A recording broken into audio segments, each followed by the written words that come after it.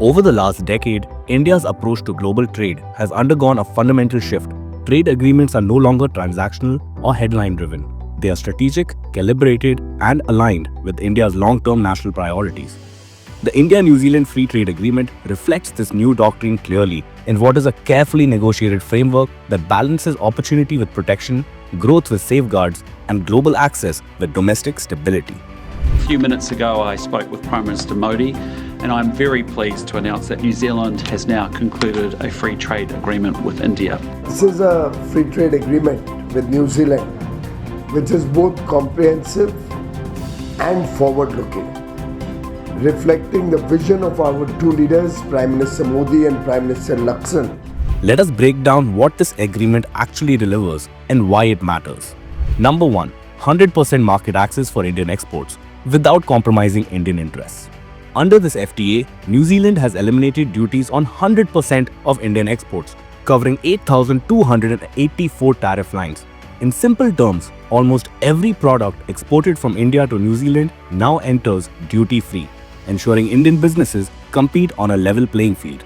At the same time, India took a deliberate and firm stand on protecting sensitive domestic sectors. India excluded 29.97% of tariff lines, including dairy products such as milk, cream, yogurt, cheese and whey, sugar and select vegetable oils, copper, aluminium, arms, and selected categories of gems and jewelry. A clear message that India stands firm on its two red lines of dairy and agri industries to protect both cooperatives and India's farming community. Number 2. A major boost to labor-intensive Indian sectors. The FTA provides zero duty access to Indian labor-intensive sectors, including textiles and apparel, leather and footwear, gems and jewelry, and processed foods. These sectors employ millions of Indians, particularly in MSME clusters and smaller towns. Simultaneously, advanced manufacturing sectors, engineering goods, automobiles and auto components, electric machinery, electronics, chemicals, plastics, and rubber also gain duty-free access, reinforcing India's push towards globally competitive manufacturing. Number 3. Securing critical inputs for Indian manufacturing. The agreement also facilitates imports that are essential for Indian industry, like wooden logs, coking coal, and ferrous and non-ferrous metal scrap. These inputs strengthen supply chains, lower production costs, and support long-term industrial growth.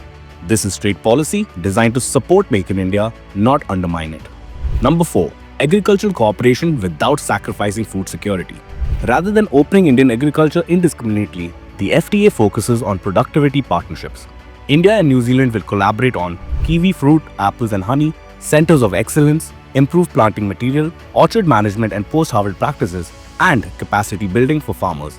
These initiatives will be overseen by a joint Agriculture Productivity Council, ensuring accountability and measurable outcomes.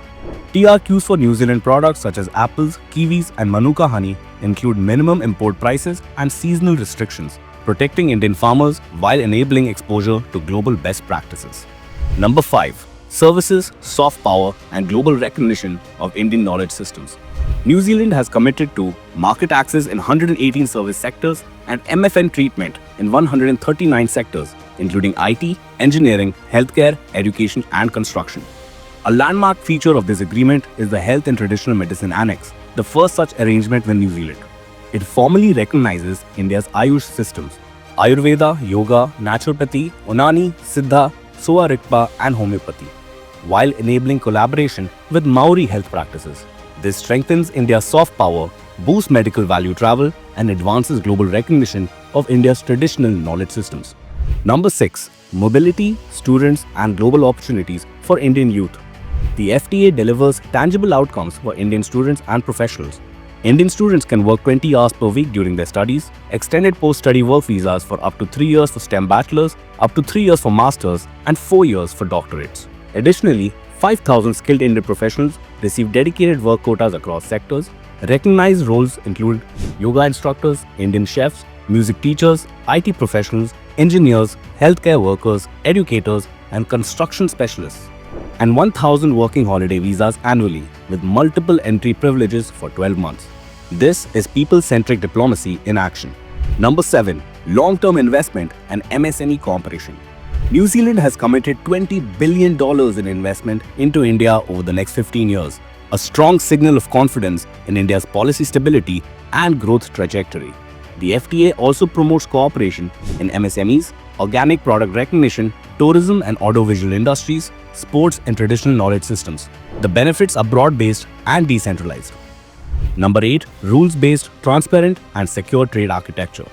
The agreement establishes a modern trade framework, customs clearance within 48 hours and 24 hours for perishable items, digital documentation and advanced rulings, and robust rules of origin to prevent circumvention. Number 9. Strategic value for New Zealand, reducing over-dependence on China. This agreement is also geopolitically significant for New Zealand. New Zealand's economy has become increasingly dependent on China, a reality it is quietly uneasy about. By deepening trade ties with India, a large, stable, rules-based democracy, New Zealand gains supply chain diversification, reduced single market risk, and a long-term economic partner aligned with open, transparent trade. India emerges as a trusted alternative anchor in the Indo-Pacific economic landscape. Number 10. Part of India's larger trade strategy in a fragmenting world. This FTA fits into a broader pattern.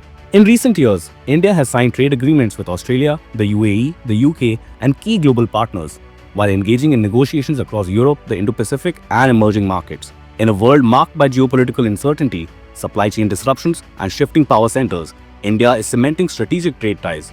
With the India-New Zealand FTA, India now has a trade deal with every member of RCEP, barring China.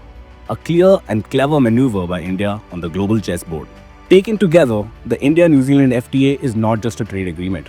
It is a statement of intent and a blueprint for how India aims to navigate the evolving global trade order.